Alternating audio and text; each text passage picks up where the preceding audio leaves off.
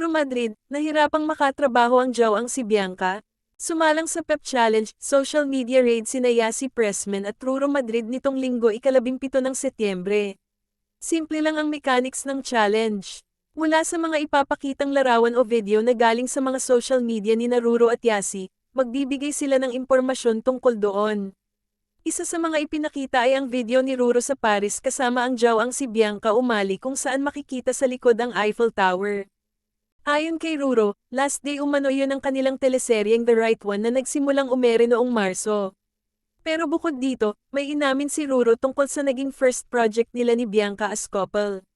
It was very hard at first nakatrabaho mo yung girlfriend mo.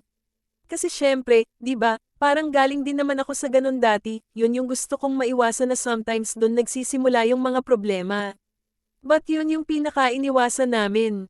Dagdag pa ni Ruro, ayaw din talaga nila ni Bianca noong una na maging magkatrabaho dahil pareho silang galing sa love team.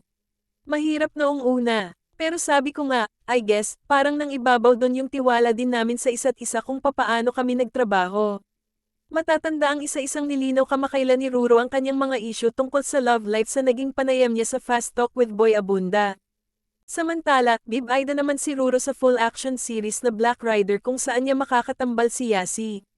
Mapapanood ang nasabing series sa GMA Network.